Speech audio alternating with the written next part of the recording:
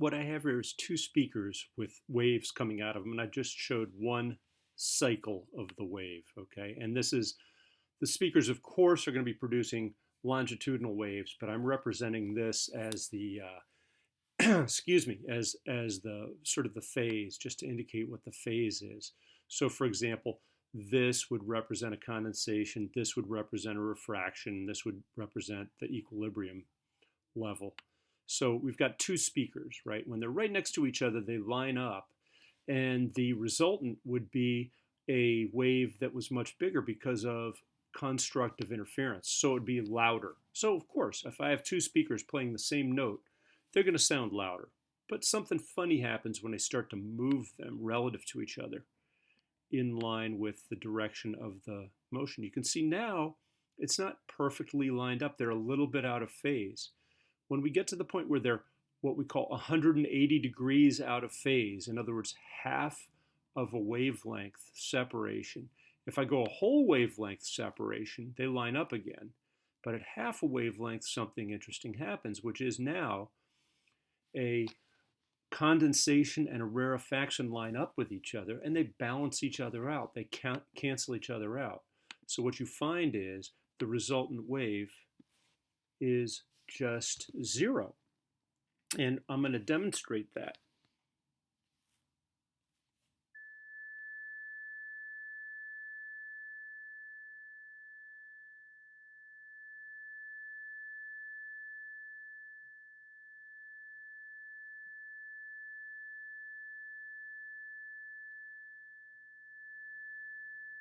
The principle behind noise canceling headphones. So for example, if you have some sound coming into your ear, and let's say your ear is right at this plane right here, if your ear is right here, what you can do is you can generate a sound that is 180 degrees out of phase with it. So in other words, a little speaker generating a wave that's 180 degrees. Of course, you don't want the speaker right near your ear. Will cancel out some of that sound. So if it's a predictable frequency, the detection of the frequency in your headphone can then generate kind of a counter frequency, the same sound 180 degrees out of phase, and it should cancel out an awful lot of the noise. In reality, what happens is these speakers send waves out in 3 dimensions. And basically, you can think of spheres that are getting bigger and bigger and bigger. So if we pick one spot out there, it might actually have constructive interference. Here they both have rarefactions. And remember, so those phases, the phase is basically zero. In other words, they're in phase, because usually you have to have a condensation to cancel out a rarefaction. So here they're in phase. You'd have a very, very big rarefaction. And then when these condensations move through that area, you'd have a very, very big condensation. So you'd have a very big sound at this location. It's constructive interference.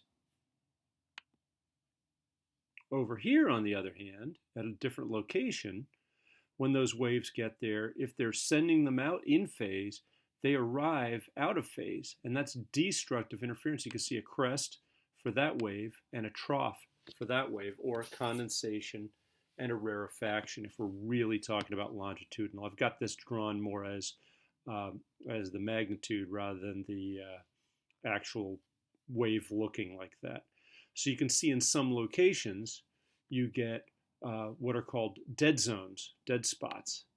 So a dead zone is constant destructive interference. They're always 180 degrees out of phase. If you think of it, the phase difference is 1/2 wavelength at this point. So in other words, this path length and this path length are differ by, it's really not 1/2 wavelength, it's an odd multiple of 1/2 wavelengths. And that's the criteria for constant destructive interference. Okay, so here's a dead zone, but here's a live zone. And a live zone is constant constructive interference. So what's always happening is the next thing that comes along is these these condensations and they'll add together. So you get this really lively sound here and this dead sound over here. And of course in sound, things are bouncing off walls, so it doesn't completely go away, but it's significantly smaller, and I'll demonstrate that for you. So here's what it really looks like. This is in a wave table. This is water, but the same principle applies. You have two sources here. Think of those as the speakers. And if you look in here, you can see big crests and big troughs. So if you're in this area in here, you're hearing the music very loud. And you see how it's got these different areas, these live zones have this terrain there.